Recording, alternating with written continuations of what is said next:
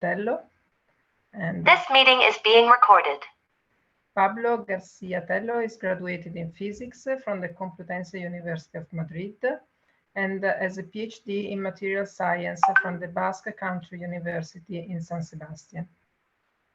He was a postdoctoral associate and teaching assistant of semiconductor processing technology in the Department of Material Science and Engineering at MIT in Boston. He has worked at Philips and NXP Semiconductors in the areas of micro nanoelectronics and biotechnology. And he has also been the contracts and programs manager at the Aerospace and Defense Industry Association of Europe. He has worked as a consultant in the EU innovation programs for P&O, consultants for private and public sector organizations in the chemical and ICT areas. And he is participating actively in European Commission Innovation Initiative and funding programs. At CERN, he has been knowledge transfer liaison officer, collaborating to enhance the knowledge transfers and industrial network and relationships. Now he's section head of the CERN European office, developing the new EU-funded projects and initiatives. So Pablo, thanks a lot. I will give you the floor. Thanks a lot, Angelica. Thank you for reading the CV. It makes me much older than I feel already. So, first of all, guys, it's a pleasure also to see Manjit. Long time, Manjit. We need to have a coffee one of these days. I'm around anytime. Okay. Okay, cool. So, well, thanks a lot, guys, for these fantastic invitations. Now, the first thing I would like to be sure is that the students are still alive.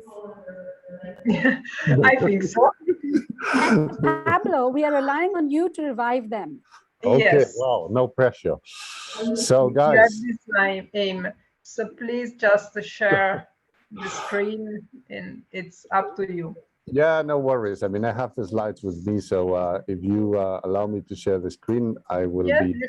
You should be already allowed. So my intention has been to put together some sort of writing proposals 101. Okay. Of course, the EU funding has many flavors, but I try to give tips that will help in any kind of proposal. Interrupt me when you have a question. Don't hesitate. And well, without any further ado, let me just share my screen. Okay.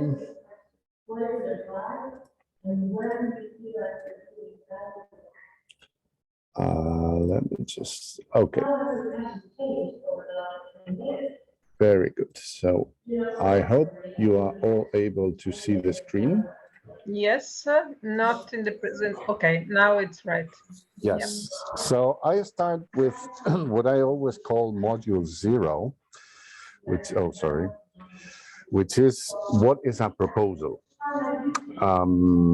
So I divided the presentation in 3 short modules, just to make it hopefully more digestible. So what is a proposal? It doesn't matter what kind of proposal. If it's a large proposal, if it's an individual fellowship proposal, it doesn't matter. But what is a proposal?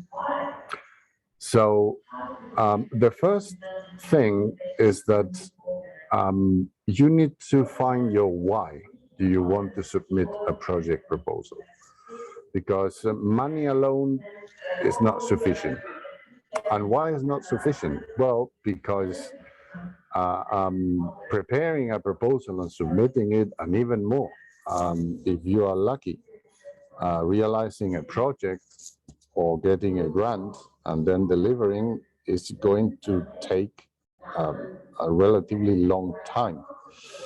So if you are doing it only for the money, then this illusion will become a burden, or this reason will become a burden. On a personal basis, some good reasons when I write proposals. Well, I want to co-fund activities that anyway I will do, or I want to work with partners or in organizations that I will normally not work with, but the proposal allows me to have an opportunity. Or I want to initiate new R&D and I. That could be in my that could be in my postdoc, for example, or could be somewhere else. So the best thing you need is to find the why you are writing it, because you might get what you want, that is funding, and then you have to deliver. By the way, if you have questions, just speak up, because I cannot see the chat or the. So what is really a proposal? Well, it's a document. It's a document of X number of pages in which you have to explain what you want to do, with who you want to do it, or if you do it alone, where, how it's going to take to do it, and how long it's going to last, how much money is going to cost, and why your proposal is the one that should get funded and not others. If an evaluator finds the answer to these questions in a convincing way, well, in this case, the funding agency or somebody else, depends, a foundation or whatever you write, can give you the money eventually, but you have to be competitive. And it's important to answer these questions with clarity, and if possible, with estimations. So whenever you write a proposal, it doesn't matter what kind, if it's an individual fellowship, if it's a Marie Curie ETN, if it's any other type of proposal, you have to keep in mind 3 types of personalities. So a kind of schizophrenic exercise. First is the mindset of a bureaucrat. Do I comply with the administrative procedure? Because in every submission, there is an administrative procedure. And you have to pay attention to it, because if you don't comply with it, then your proposal will not even be evaluated. Because the first thing that happens when you submit a proposal is that some bureaucrat of the funding agency checks whether you fulfill the conditions, whether the admin forms have been duly filled, etc. And if they find that is not the case, they will not even pass your proposal for an evaluation.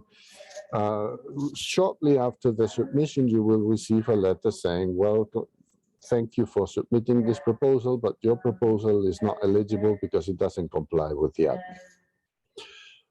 Now, let's suppose that you do that, then you will need to have the hat of an expert.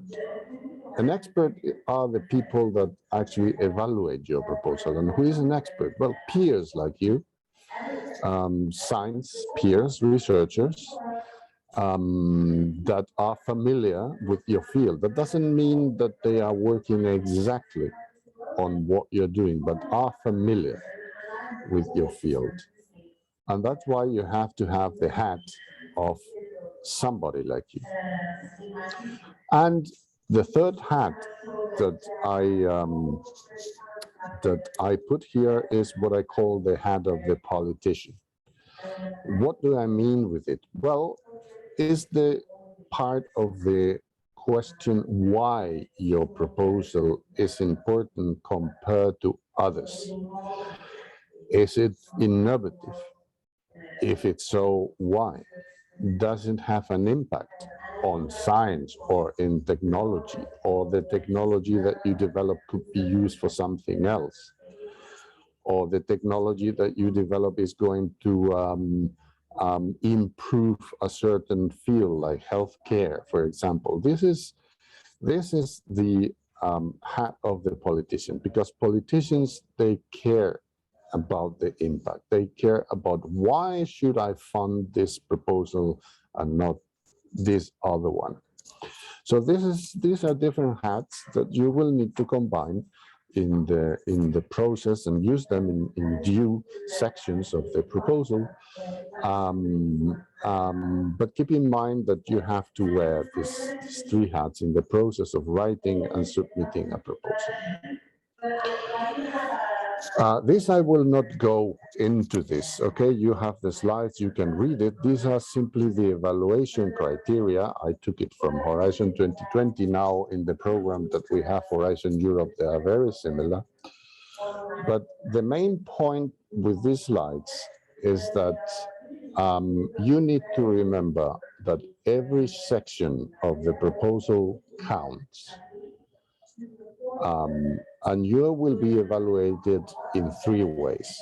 One is the section of excellence. This is the section of your proposal in which you have to explain why the research that you are going to attempt is excellent. What is the objective, the concept? Is it innovative?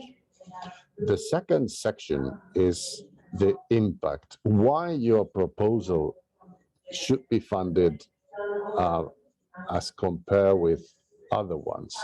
What benefits does it bring to science, to technology, to fields or areas like healthcare, like medicine, etc. And then the section of implementation. Are you well organized to deliver? Do you have a plan? Actually, does your plan involve work packages? What is the roadmap that you are going to follow? And as scientists, we always are very good in writing the excellent part, somehow good in writing the impact part, but we kind of fail generally when we write about implementation.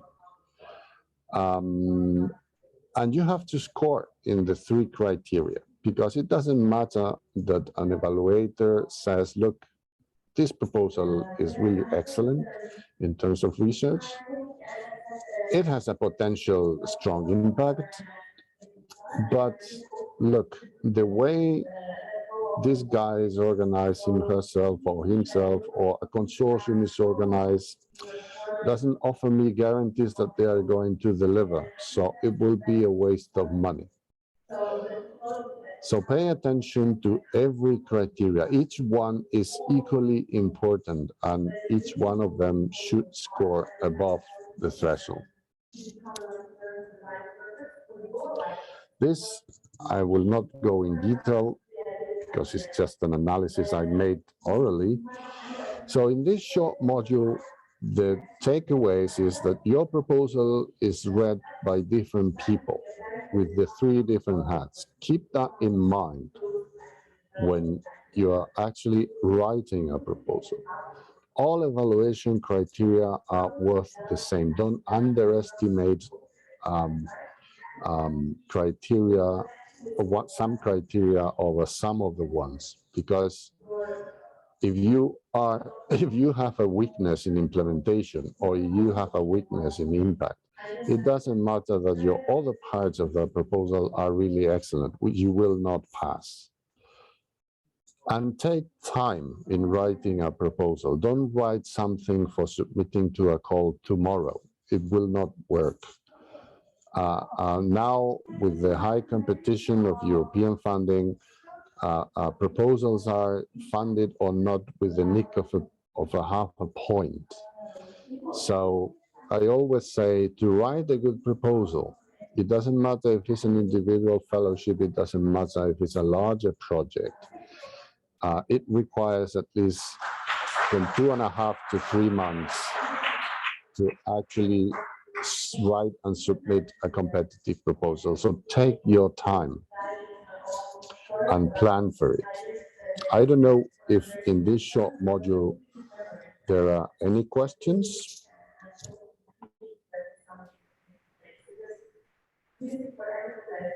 Maybe just a short one. Sure, go ahead. like you mentioned good proposal, but I do think like good proposal also means that it should be like you shouldn't be too long in your proposal, right? Like you should deliver the main messages quite fast so you would get the people's attention, right? You can't really go and write and write and write. Thank you for the question.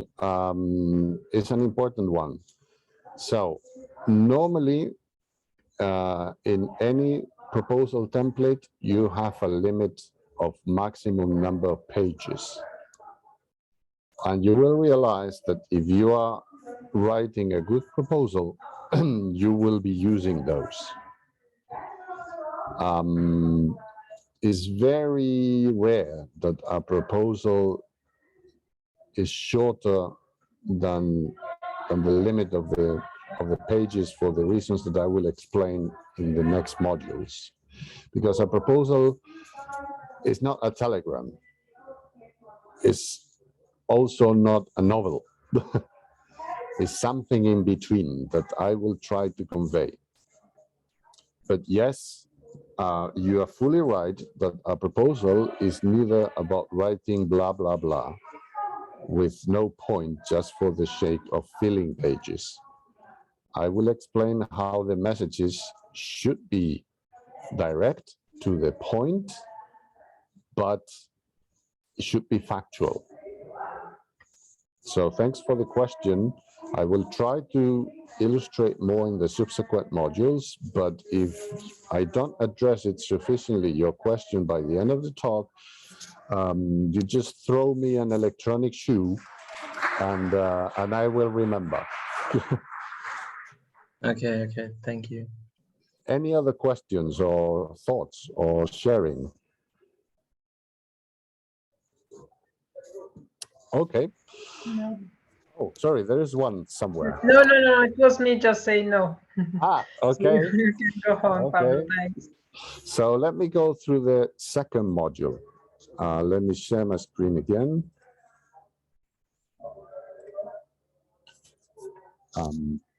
One sec. I will try to open second module. Okie doke. So this module, I will give you tips that I learned over the years through writing proposals. I don't know how many of them I have written, many. I was at a certain point before joining CERN, I was earning my living writing proposals for office. So I think I wrote something like 300, maybe, in all kinds of themes, from windmills to nanosatellites to chemical industry, semiconductors, superconductors, whatever. Understanding and initiating your proposal. One of the biggest mistakes that we all make when we need to write a proposal, it doesn't matter the modality, is that we see the call, we download the template, and we start writing right away. If you proceed in this way, you have very good chances that your idea doesn't fit what the call text is saying or asking. And also, I can guarantee you that the process of writing your proposal is going to be long and painful because you are just writing on the way. You are just inventing or filling pages on the way. What kind of tricks do I do before even start writing? So, step number one, have good and innovative ideas. This might be funny, saying it in this way, but if you have an idea, read the call text, okay, attentively. The keywords, what is this call text about? What they are asking? If it's about an individual fellowship, what is the objective of this program? Why the Commission is funding individual fellowship? What kind of fellow do they want to fund?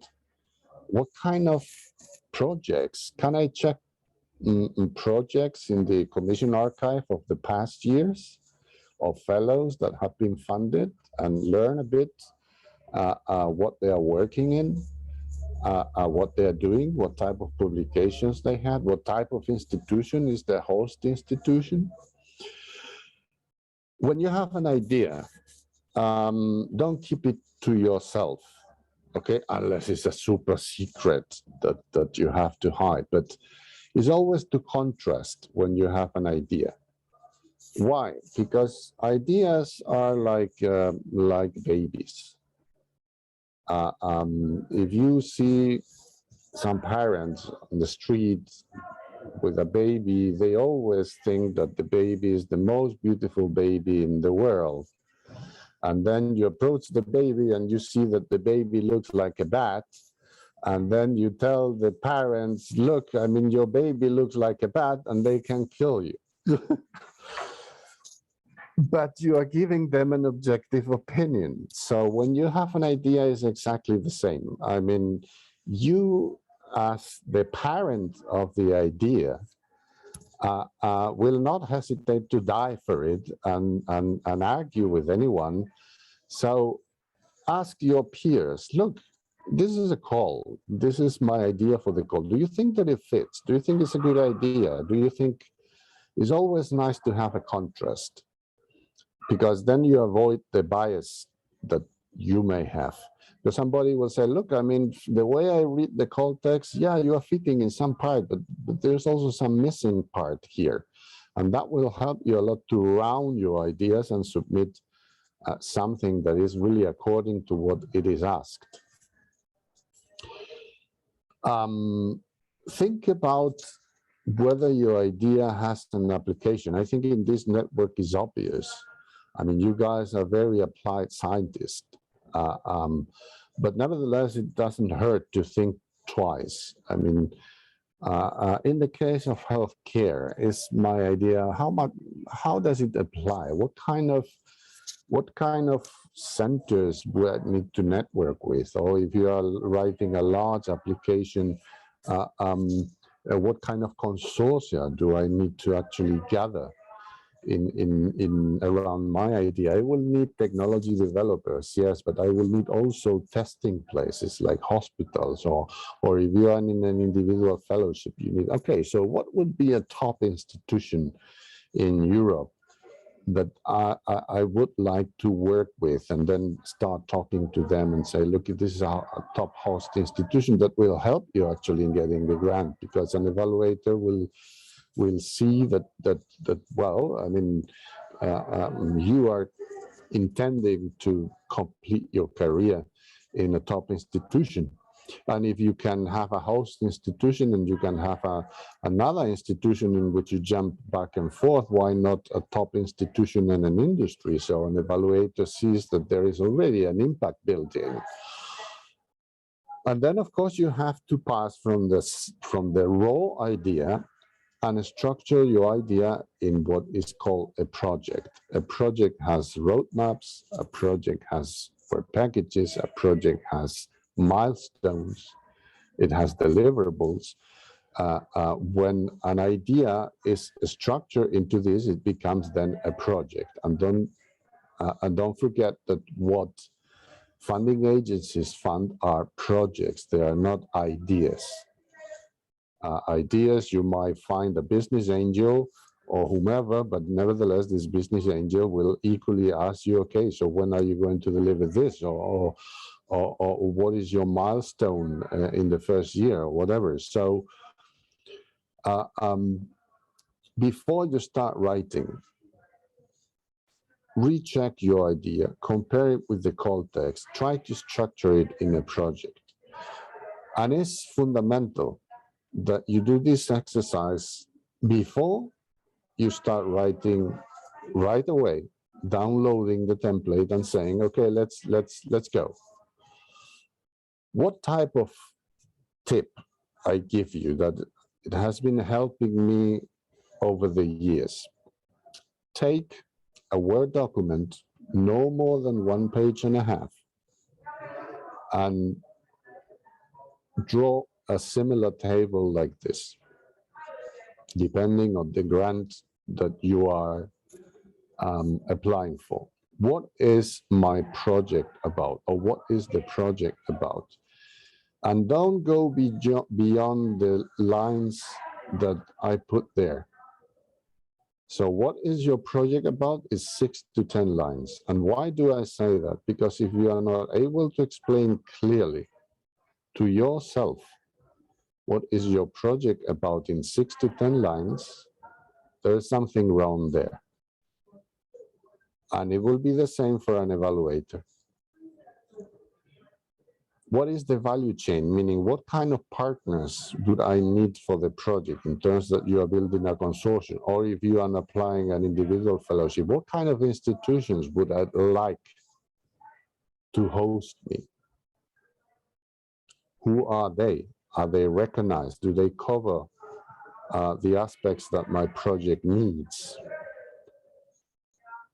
How the project is going to be realized? Just one small graph will do. So what is my division in work packages? Or what is my roadmap for the project? What do I plan the first year? What do I plan the second year? What are the milestones? It doesn't need to be extensive, just one-liners. But it's to provide your idea with a preliminary structure. Why is my project important? 6 to 10 lines. In what technology sectors is going to be applied? Am I going to develop new knowledge? If this new knowledge is so, what it is that is going to answer, what new data is going to provide, or what new avenues is going to provide. Am I using or developing a technology that is new, or maybe an old technology in a different way? So what is it? And then in what context is my project fitting? Are there similar project or complementary projects in the EU already funded? You can find all of the projects that the Commission funded in the database that is called Cordis. It's a sort of Google database for the Commission project, and you can search by field, you can search by keyword. Maybe you are curious. Because then the Commission likes projects that are actually in connection or complementary to existing one, and it's very useful to cite a couple of examples in your proposal in the suitable section. Like, for example, saying something like, look, my project is actually complementary or will add more data to the existing a funded project like this or like that, and my plan is to contact the coordinator of this project or the fellow that is funded in this project to actually have a sort of, or create a sort of synergy. So this is the tip that I share with you, that it has helped me. And why is important? For two reasons. First is because you will realize that a project proposal template is no more than this sort of small exercise, but scale up, in which you have to put more meat into the text. That is why it will facilitate the writing of your project, because then you have a structure. You know, okay, I need to write about this. This is what I wrote in this executive summary. Now I need to develop it more. This is how I thought that my project was important. Now I need to develop it more. Otherwise, you're just inventing on the go, section by section, and jumping from one section to another. And then the proposal writing becomes very long and very painful. And the second thing is that in the case that you are looking for a partner, or in the case that you are looking for a host institution, if you send them on PDF this type of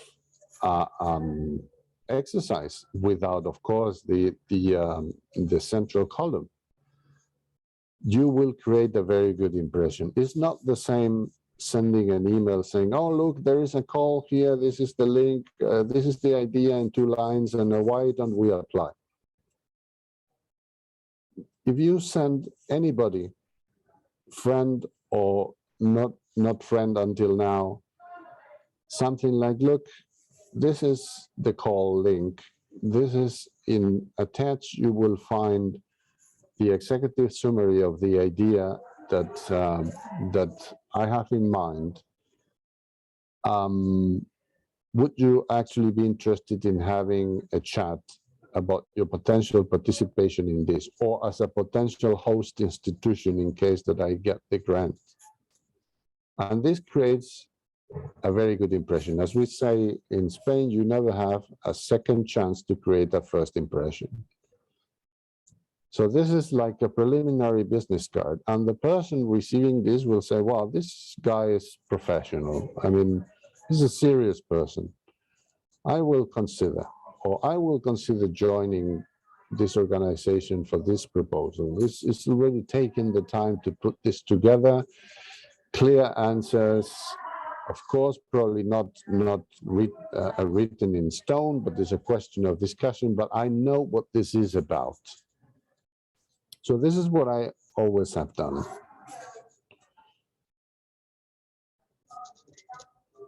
So that's why, as a step number 4, I put here, send this executive summary around the host institutions or the partners that you want to gather, and fix a face-to-face meeting in case that you are a consortium. And I will explain why I prefer a first meeting in the writing of a proposal, a face-to-face. Or if you are writing an individual fellowship, is less critical. But if you can visit these guys, or if not, okay, you do it remotely, but ask them in the same email if they can give you slots for a meeting. Then go for the meeting. And I will explain what I do and how I organize these first meetings to kick off the process of writing the proposal. And then stick to your plans for writing the proposal in terms of dates, etc. So when I have gathered the partners that I consider that are necessary for my project, or at least a core consortium, what do? I set up a meeting face-to-face. Unfortunately, with COVID, this had not been possible in the past times, but now becomes possible again. And I send everyone and everybody this agenda. So first, an introduction of participants, in case that that somebody doesn't know each other, or whatever it is, even though. Then co-reading together and commenting the call text. As a sort of, you guys have received the executive summary, you have time to sort of digest it. Let's co-read the call text again and see once more if our proposal actually fits what is asked for or what we are missing. Then, of course, coffee break. Then we have a high-level concept of the project based on the executive summary. Okay, what is the general objective of our project? Do we have clear the impact that we want to achieve? The applications. Are we missing some partner, maybe, out of this reading and considering the executive summary of the project? Etc., etc., etc. High-level brainstorming, but still going a little bit more in depth. So, why this is important? Because then everybody is on the same page. Then lunch, then definition of work packages and work package structure. Of course, if you are doing an application for an individual fellowship, that doesn't apply to you, but that is substituted by the roadmap that you would like to follow. And you should discuss this with your host institution or the representative or the professor that is going to recommend you, or God knows what the process is. Now, in case of a large consortium or a relatively large consortium, this is the moment in which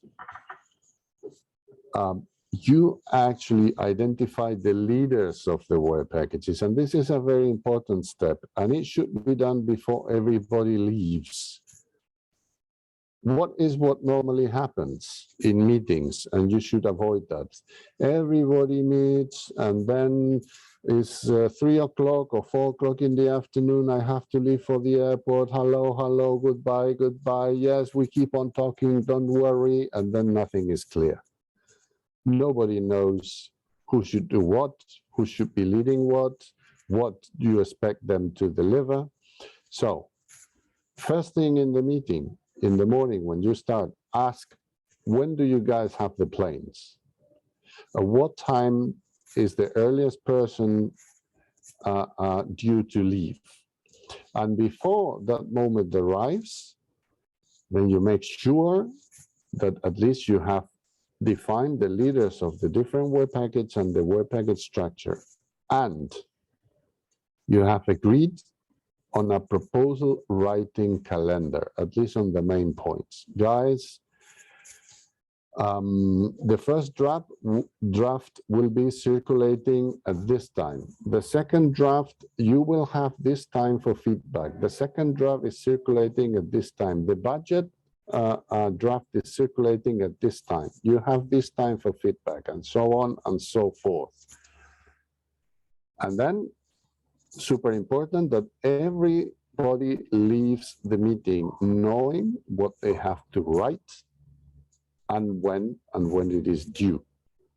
Because otherwise, you as coordinator will have a painful job of chasing people or inventing. And this is when the project or the project proposal will start to go sour, because you will run out of patience.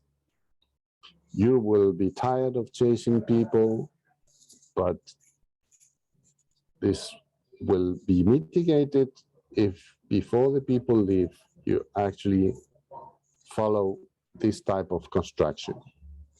So, practical tip again. The next day, first thing in the morning, write an email to everybody that contains the proposal submission plan. Meaning, guys, this is what we agreed in the meeting. This is when the first draft is going to be circulated. This is the time that you will get for feedback after the first draft. This is when the budget is going to be circulated, etc., etc. And this is what I expect each one of you to write. And then nobody is confused.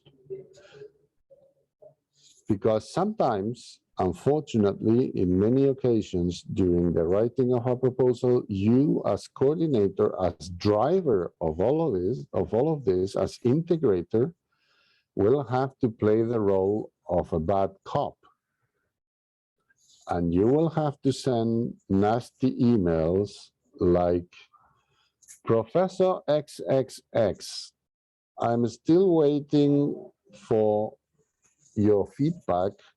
Be aware that if you don't give it, you are jeopardizing the entire project in which we all have committed. For mysterious reasons, I don't know what happens, that when people go to conferences or are traveling, I think their hands are chopped and they cannot write. They cannot deliver a work package or whatever. You simply receive an email, I'm sorry, but I'm traveling. I will get back to you when back. Where are you traveling? To the core of a black hole? Are you being sucked out of this universe? And that's why you cannot deliver? So you will be facing this problem many, many, many times. Just try to avoid it. And I'm a nasty person. And when somebody doesn't deliver, I send these type of emails with all the consortium on CC. So Pablo, can I say something? May I? Sure. Since Go you don't ahead. see me, I No, absolutely I can see you. agree I absolutely agree with what you're saying, because I've been in that situation many times. Yeah. I mean, they're away for 2 weeks, in the Antarctic where there's no access, and then they come back and they want to be a partner with their funding on the project with 1 day to submit. Correct. I've been there. You've Oh, seen yeah, it. I know many times, Okay, Manjit. absolutely Yes. agree. And I think you have to choose your partners really carefully, because if these are the type who say, sorry, I'm away, oh, I'm on away, then forget it. They're not good partners to have in your consortium. No, because they will fail you during the time of submitting the proposal, and there are big chances that they will fail you at the time of delivering for deliverables or whatever. So you need to work with good people, but also good people that deliver. So is crucial. For interrupting, I just wanted to add Of my course. experience of year. Sure, go ahead, Manjit. You have a lot of experience. No. I think I just wanted to let the students, young people know, because they might think what you're saying is totally outrageous that people would do that. But actually people do that. Well, one famous case I had when I was a consultant writing proposals, I wrote a proposal once for a professor in Newcastle about that guy was the coordinator, and the proposal was about some nanotechnology for filtering and so on. So I spoke to the guy the first day, and I never managed to speak to the guy again. The proposal was submitted. I had to invent many things. And then when the proposal was submitted, I picked up the phone again and I called this professor in Newcastle, and I think I stumbled upon a postdoc or something like this. And the guy was telling me, look, the rumors of the existence of Professor X are really unfounded. Meaning that not even the postdocs actually were seeing this professor. So, I mean, but that was an extreme case of invention. Of course, the proposal failed because you cannot invent. I mean, an evaluator will catch you immediately. But anyway, just to finish this second module, some of the takeaways: don't start writing your application right away. Understand it first and all its angles. A good executive summary will save you a lot of time at the time of writing the proposal. And it acts also as a sort of business card. If you are sending it to hosting institution or potentially hosting institutions or potentially partners in the consortium. Find and work with people that your project needs. Don't overstuff your consortia. It would only thin the money to a point that the project is useless. Stay away from the urban myth. Oh, but somebody told me that if I have an SME from Eastern Europe, I will have more chances. It's not the case anymore. It has not been the case for a long time. The Commission tells you, look, your project in terms of partners has to have just the right ones, as long as you comply with 3 different institutions from 3 different member states. But we are not telling you make a super duper consortium with partners that, I mean, that in many cases, when you analyze it and scratch the surface a bit, you see that they are overstuffing their proposal. Be in control of the submission process and make sure everybody understands who is doing what and when, and what do you expect from them, and what are the deadlines when a draft is circulating to provide feedback, and when are the deadlines when a budget is circulating to provide feedback. And stick to the plan and make people stick to it as well, because otherwise all the burden will be on your shoulders. You will end up as a coordinator or as an integrator or as a steerer of this submission with all the work. And this is something that, believe me, is not really desirable. So any questions at this point?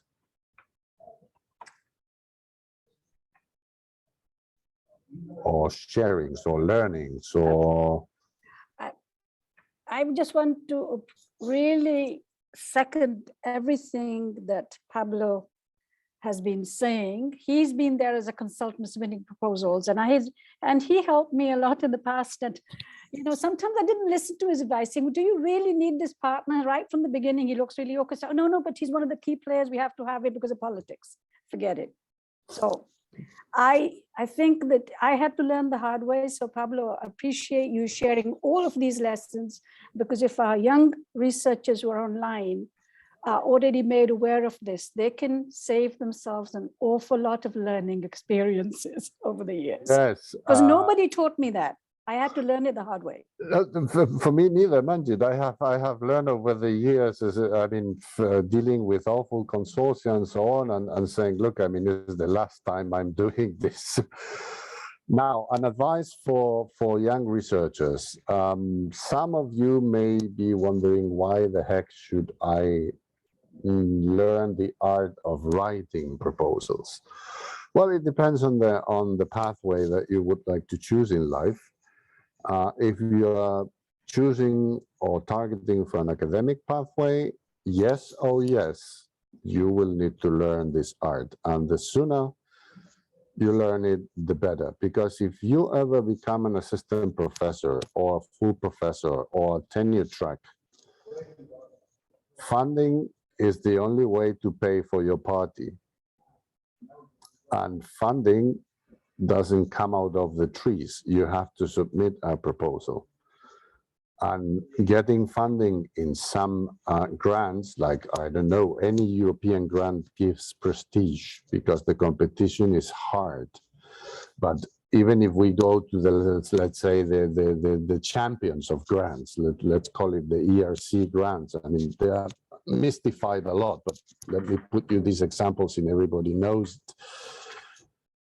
So if you're choosing an academic career, yes, oh yes, you will need to learn this art.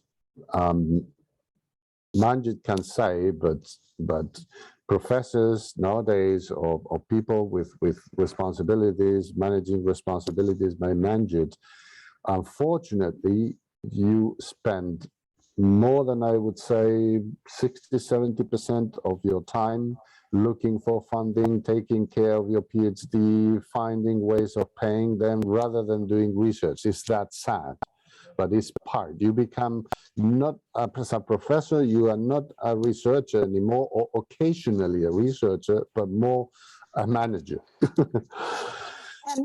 And I also wanted to say, actually, for the students, being able to write a proposal, i.e., having an idea and putting on paper, making it concrete, it's not just for academic careers. This is the way to succeed in almost any way you want to go. So it's not just about getting funding, it's being clear, convincing people of what you want to do makes sense. Exactly. I mean, I was just going for the second part of my advice. If you're choosing, no, Manjit, fantastic. I mean, look, chip in whenever, because I'm not teaching you anything. We already have collaborated for years, so that's why I'm asking you, because these young people could learn so much. So well, I mean, let's see. I hopefully. So the second tip: if you are not following an academic career, but you plan to work in industry, or you plan to start up your own company or whatever, it's a skill that anyway you will need to use, not maybe for asking for funding, but for presenting a project idea to your manager in hierarchy. I mean, I worked for Philips 10 years. And again, internal projects in company are not falling out of a tree. There is an internal competition, and you will need to make a presentation and put your ideas and your plan in a memo. How much resources are you going to take from the company? Do you need a full-time equivalent in circuit design, or you need a half full-time equivalent in I don't know, chemistry or whatever it is. So regardless of, and justify this, of course. So regardless of your pathway, structuring your ideas and transform them into projects, including a budget, including a roadmap, is something that you will need to use sooner or later. Okie doke. Any other sharings or questions? Okay, then I will go to the third module, in which I go to a little bit of detail, not so much because this is just proposals 101, but into a little bit more detail through different aspects of our proposal. Let me just open this again. The proposals graveyard, full of them. Now, this is exactly what you need to avoid. And that's why it is important to read the call text. So this is your project idea. This is the submitted proposal. This is what the evaluators understood. And this is actually what the commission wanted. So this is exactly what you need to avoid. And that's why I gave you the tips before, and I will be offering you or sharing with you some more that I learned over the years. If I would need to put emphasis in one single slide of the presentation, it will be this one. And I know what I'm talking about because apart from writing proposals, I'm an evaluator of different commission programs. I'm an evaluating, for example, before it was called the Future and Emerging Technologies, but now is the European Innovation Council Pathfinder. I'm also evaluating the ICT program in the Commission, etc. So I have also the lack of having the experience on the other side. You keep or lose the interest of an evaluator in the first page of your proposal or in the first 5 pages. If after reading the first page or the first 5 pages, the evaluator doesn't see the answer to these questions immediately clear, your chances of getting funding are highly diminishing. Why? Because as an evaluator, you don't have unlimited time to read a proposal. For example, in Marie Curie's, which are always oversubscribed, you have barely 20 minutes or half an hour for reading a proposal. So if I'm an evaluator and I have started to flip pages back and forth in different sections to actually figure out what this guy or these guys want to do, what is the project about, what they want to achieve, what is the final result, why is innovative, why is needed, what applications, etc. Then I say, look, I'm lacking out of patience, I'm getting tired. I just dispatch this proposal with a very low, regardless of what they have written, because I really need to find for it.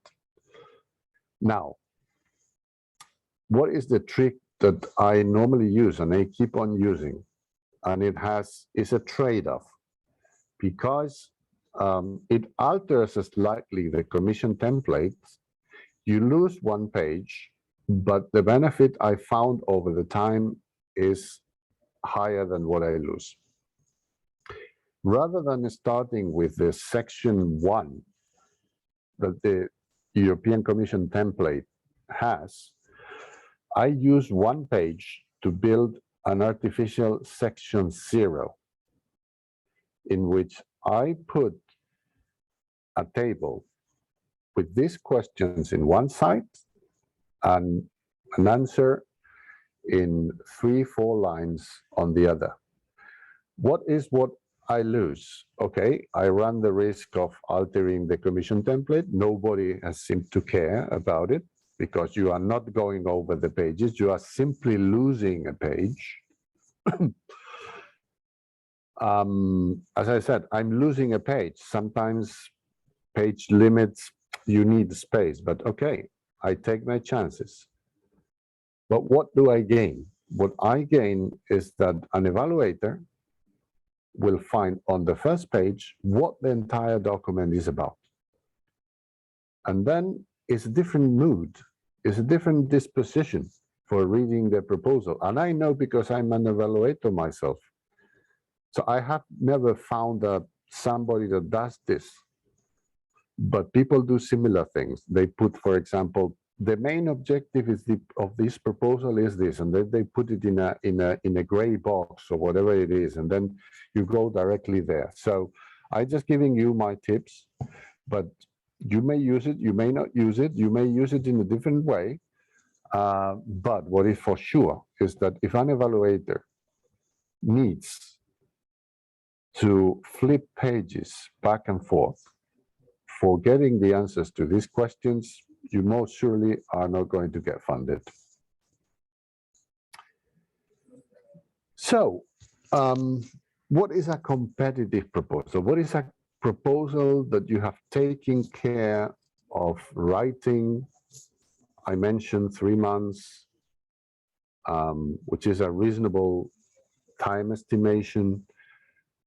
And why 3 months? Because, look, I mean, whether you write a crap of proposal or a good proposal is going to take you time.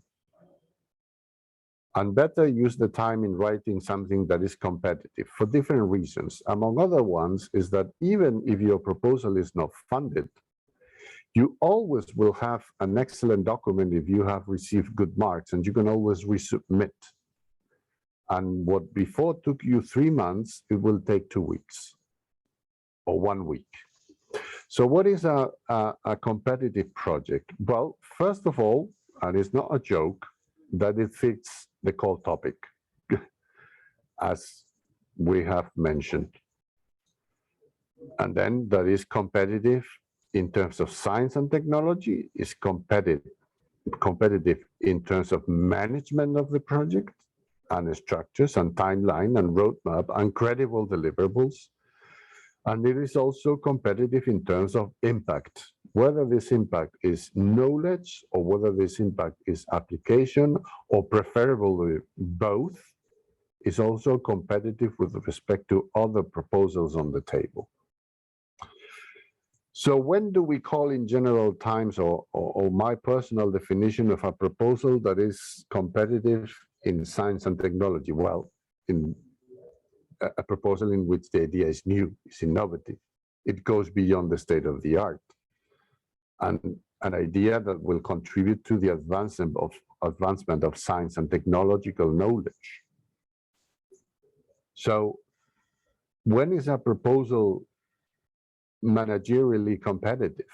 Well, when it has concrete objectives that are clear, that are defined in time, that are realizable in the time frame of the project, that have realistic but simple management structures, that is identifying the risk, milestones and deliverables well defined, not just blah blah, where the budget is justified.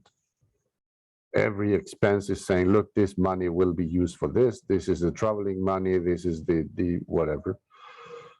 And that is not overstuffed with partners that you dig a little bit and they are not having complementary roles in the consortium, but are having overlapping role. And this is when you immediately spot, okay, this guy call all her or his friends because she or he couldn't say no to some of them. So, and when is a proposal competitive in terms of impact? Well, when I have a solid dissemination and exploitation plan that is not vague, and I will talk about this afterwards, when there is ways in which I can check as an evaluator that will benefit each one of the members of the consortium, or when it will contribute to the careers of the students, or when I'm writing an individual fellowship, it is clear that my project will actually impulse my career. So, I mean, you can read the slides. I will skip this because given the time, I would like to emphasize in more the tips that I learned. So, as I mentioned before, pay due attention to all the proposal sections. We as researchers always tend to concentrate on the excellence because this is what we do every day. The scientific idea, the objectives, etc. But don't forget, I mean, a project is more than just an idea. It's an idea with a structure, with a management, with a budget. So remember, you have to score in the 3 criteria. The same if you are asking for an individual fellowship. It's not only about where you go or what is your idea, it's about what is the hosting institution, what is your plan. Think of the finishing touches that also signal the quality of work. For example, clear language is not about blah, blah. Use as much as possible short sentences that I don't lose the meaning of the sentence because it takes like 3 lines. The well-organized contents don't destroy, at least too much. I mentioned that I destroy a little bit the EC template. I mean, I don't destroy, I just add a new section. But don't destroy the European Commission template or any other funding agency template. Why? I mean, because evaluators will be looking for the answers to the question in the sections of the template. So if you start inventing your template, then they will be lost. And they will not know where to find what they're looking for. Be graphical in a proposal. I mean, tables and especially pictures are helping. I really welcome good diagrams, explanatory diagrams as an evaluator, because it gives me just in one eye shot what the text is going to be about. But it's not about converting your proposal in a comic book, but meaningful diagrams help a lot. And take care of the detail. I mean, no typos, no inconsistencies in acronyms. Define all the acronyms the first time that they are used. You as an integrator will need to take care that the style of the proposals is as much as possible uniform, because these little details is what gives an evaluator the feeling that care has been put in this proposal. There is not just something that has been written the day before. And therefore, it offers also a guarantee that, first of all, this is a good coordinator. Second, there's attention to detail here. So it offers me guarantee that is going to be a delivering and attention to delivery and so on, and matching and fulfilling the deadlines and stuff like this. Make it easy for the evaluators to give you high marks. I mentioned before that you will not always have an evaluator that is an exact expert in what you are working, in a specific area that you are working and that you are submitting. Moreover, it will be unlikely, because if there is an evaluator that is very good in this area and is selected by the Commission, it will be already part of your consortium. So this person will potentially have a conflict of interest. So it won't be able to evaluate your proposal. So you will have normally evaluators that are familiar with your field. And then what my tip is that educate the evaluators, because they will not be experts. So write in an accurate way, but also in a sort of scientific American way. Because evaluators, they need to be educated. If they really don't understand a word of your proposal, even if they are more or less from the area, it will be very difficult for them to give you high marks. Really important, leave nothing to the imagination. If you are thinking on an application of your project, mention it, because evaluators, the first day that we evaluate, were instructed by the Commission not to imagine what the guy wanted to say, just judging on what it has been written. And back up your assertions with concrete examples. Extremely important. I will talk about this in the following slides. So, a lot of people say, for example, the urban myth, look, the implementation section and the impact section, I mean, the impact especially is the blah, blah, blah section of the proposal. Nothing further away from reality. Because I cannot claim that my project has such and such industrial applications without having a work package that actually demonstrates some of these applications. Because otherwise, I'm just selling hot air. And nowadays, the evaluator will say, okay, so interesting, this project claims that has a lot of application in the field of healthcare and cancer treatment and cancer therapy. Let's see in the work package. Do these guys are actually, do they even have a task to put the actions where the mouth is?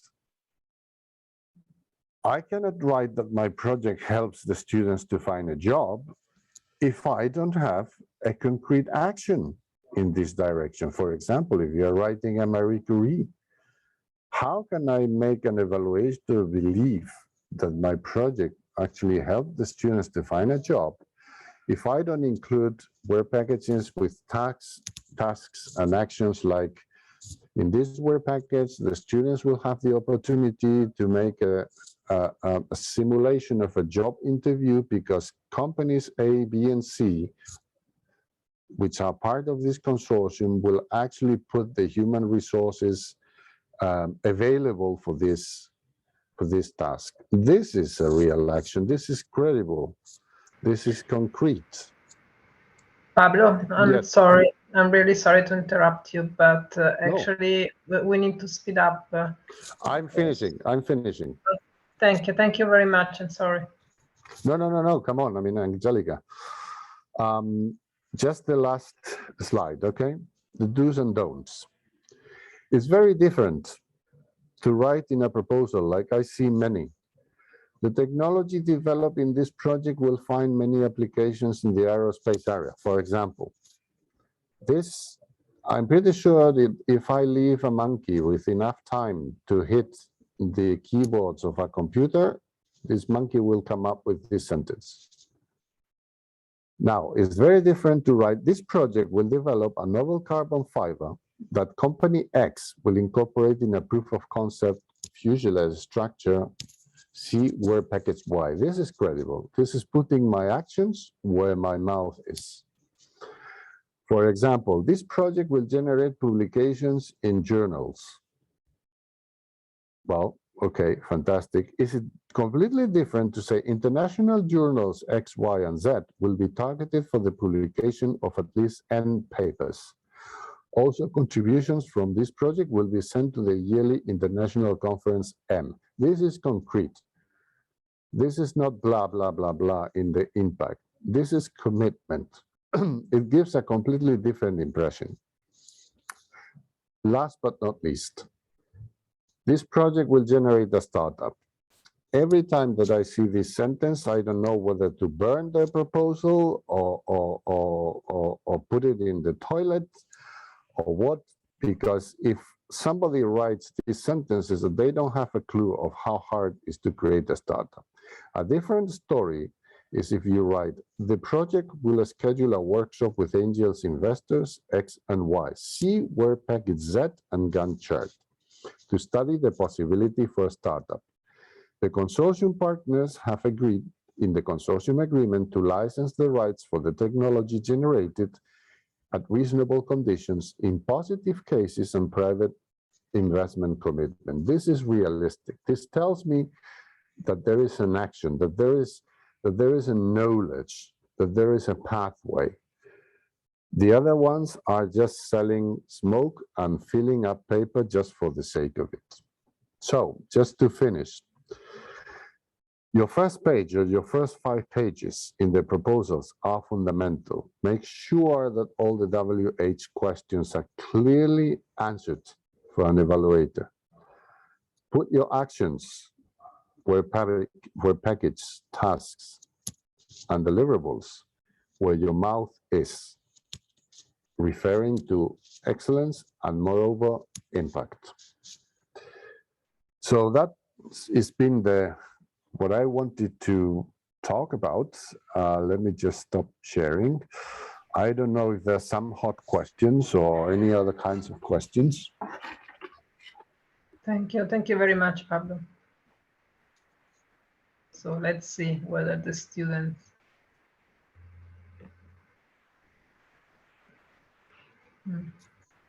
It's so clear.